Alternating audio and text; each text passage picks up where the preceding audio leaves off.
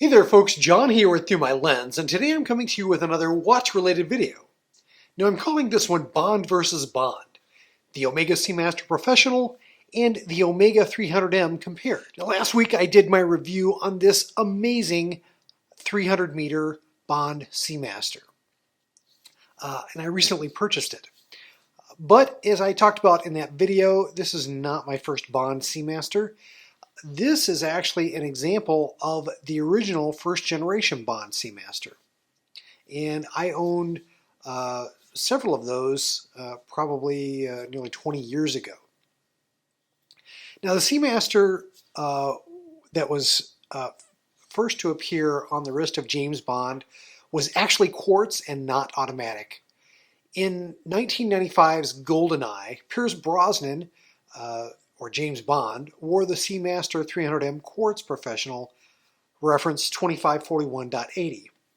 And all of the subsequent Pierce Brosnan James Bond movies, he wore the mechanical version of the same watch, reference 2531.80.00. It only differs from the quartz version in the movement that is used. And that's the Omega Caliber 1120, that featured a 44-hour power reserve. Now for the next several years, the Bond Seamaster would remain largely unchanged, with the exception of upgrading the Caliber 1120 to the Omega Caliber 2500 in 2006.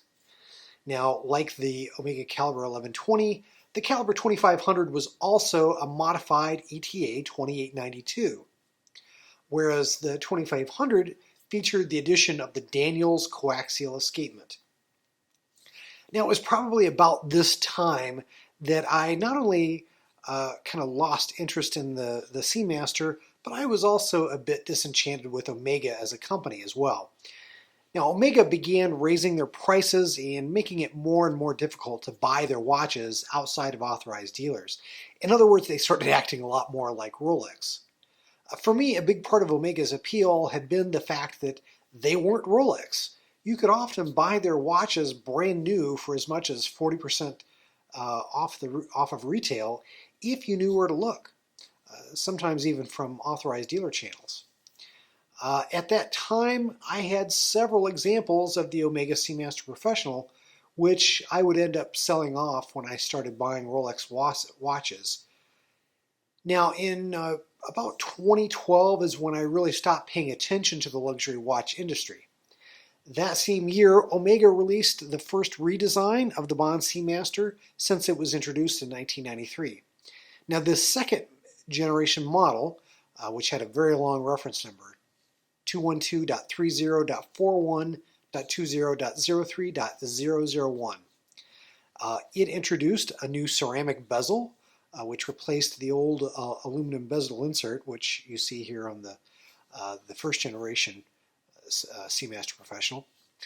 That was a direct response to Rolex's introduction of ceramic in the Submariner a few years prior.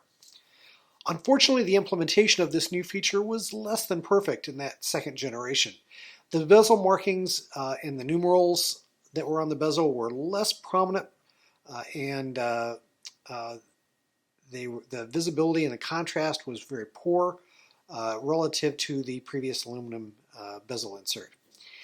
And the beloved wave pattern on the dial was abandoned in favor of a more Rolex-like glossy smooth finish. Then in 2018, Omega did a radical redesign of the Bond Seamaster. This third generation, again represented by this watch here on the right, honored the traditional wave pattern on the first generation model with a newer, more modern interpretation. Let's see if I can hold these up to the camera a bit, and hopefully you can kind of see the wave pattern in both of these watches. It's really quite nice. Hopefully you can get a sense for how they're different.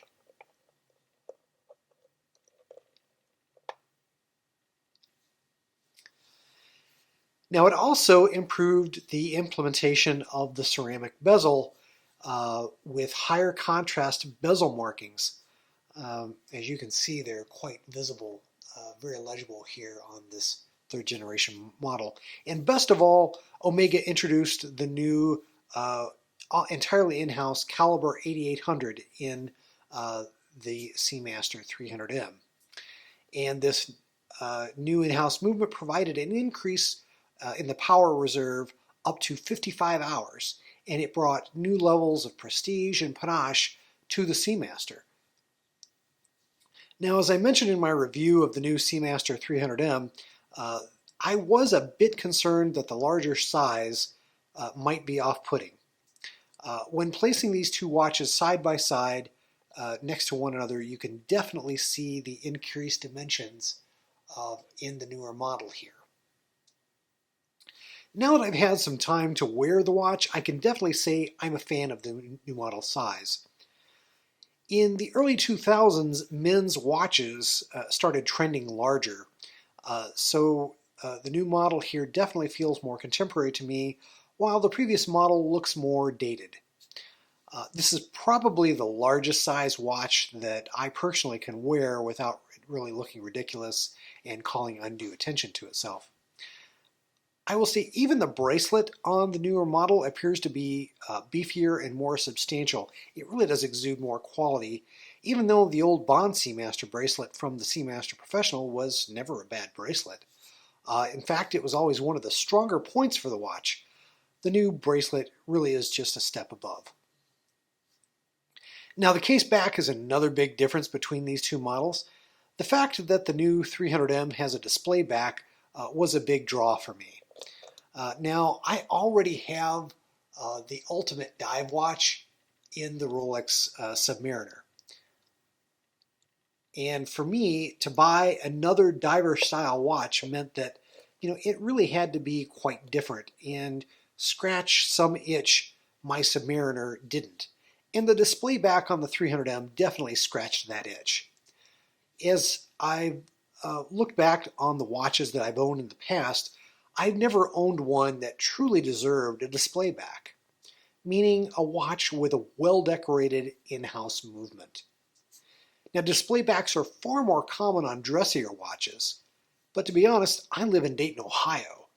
We're definitely a business casual kind of town, so sportier watches like the Sub or the 300-meter Seamaster are definitely going to get more wrist time. So again, the display back on a true dive watch, big plus for me. Now, that's not to say that I don't sometimes miss the ornate Seamaster engraving that's found on the older style Seamaster Professional. It is quite nice. That case back was also quite a bit easier to remove, which I sometimes did when I wanted to take photos of the older caliber Omega Caliber 1120. Now, speaking of the movement, on paper, the Omega Caliber 8800 in the newer 300M model is superior to the original Omega Caliber 1120 in the Seamaster Professional. There's actually one element of the 1120 that I do miss, and it's more of an aesthetic element, but the gold lettering embellishment on the 1120 was really quite nice, and that's definitely an example of how movements looked during this 90s, probably to early 2000 time period. Many movements featured this kind of gold embellishment.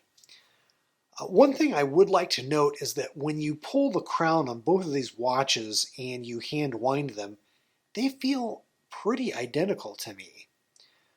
I've also noticed that when you go to set the time and the date, that you have to rotate the crown in the same direction on both models to accomplish those tasks. And I note this because I've personally wondered whether the Caliber 8800 is truly a ground-up blank sheet of paper new movement, or if it still does use some components which are common to other ETA movements. Now, I did try to research the question, and I really didn't find any answers in the research that I did. Now, the dial and the bezel are really the biggest differences between these two models, especially the ceramic materials used in the dial and bezel of the new 300 m versus the aluminum insert in the traditional dial on the old Seamaster Professional. That, combined with the crisp white and the shiny applied markers and hands of the 300M, means that I think it really does have more pop. It has more bling without being gaudy. The Seamaster Professional, the first generation here, is far more subtle and more pedestrian by comparison, in my opinion. I'll concede that the older Seamaster Professional has a look and feel that's much more consistent with its tool watch roots. And the 300 m, by comparison, looks more luxurious, but doesn't instantly strike me as something you'd pick up for your next dive. Now, one of the most unique and perhaps polarizing aspects of the Bond Seamaster is the bracelet. Now, love it or hate it, it's undeniably unique, and it's certainly part of the appeal of this watch for me. It's not another Me Too oyster style bracelet like you find in so many other watches. Now, some will criticize it because the links are the same size from lug to width, or excuse me, from lug to clasp. It doesn't taper at all on either model. I've never really had a problem with it, and again, because most of my watches in my collection are from Rolex, when I put this watch on, I'm looking for something that's different than what I usually wear. And this bracelet definitely does provide that.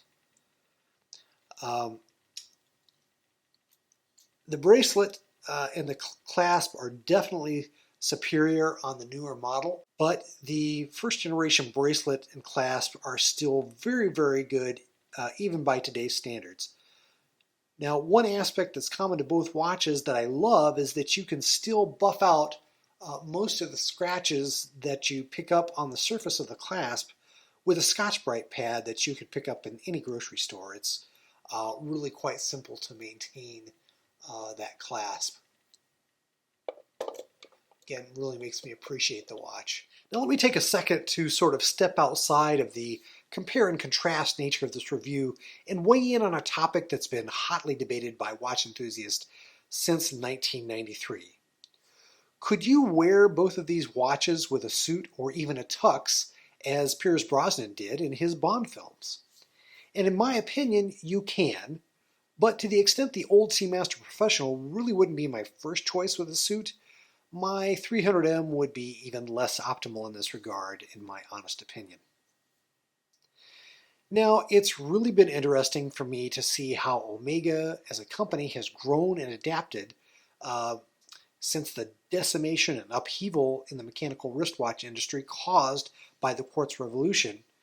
And then, as it's evolved since the renaissance of the luxury mechanical time pieces that began in the mid to late 1990s.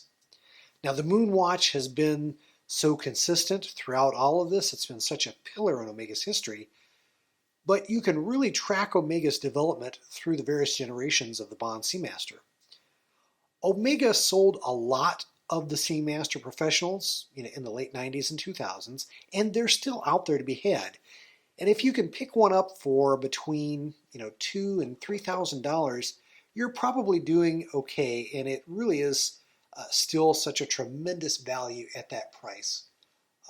It's really, really a nice watch. Now, plan on paying at least $4,000 for a pre-owned 300M, and there's no short supply of these either on the secondary markets. Now, both the first and the third generation models come in several different variations, and a few limited edition examples like the Olympic commemorative editions, which are definitely pricier. For $1,000 to $2,000 more, I definitely think that the newer third generation model is worth it for all of the upgrades. It's a watch that definitely lives up to both the Omega heritage and the Bond legacy, and it feels like it may well age better. Do keep in mind that the third generation model was introduced in 2018 for the 25th anniversary of the Bond Seamaster. Now, could we be looking at a redesign for the upcoming 30-year anniversary of this model? I strongly doubt it. For sure, count on a limited edition 30th anniversary model, but I think the third generation Seamaster 300m is a very strong seller for an Omega, and I doubt we'll see any significant changes to the regular edition of the Bond Seamaster. Maybe some subtle upgrades or tweaks, and definitely we will see a special model commemorating, again, that anniversary. Well, there you have it. There's my kind of compare and contrast of the older Omega Seamaster Professional with the newer Omega Seamaster 300m. I hope you've enjoyed this video. Take care. God bless. We'll see you in the next video. I hope you've enjoyed this production from the Through My Lens YouTube channel. If you did, please click on the like button and do share the video on social media. If you'd like to see more content like it, please do subscribe to the channel, follow me on Instagram and Facebook, and do check out Through My Lens at www.throughmylens.org.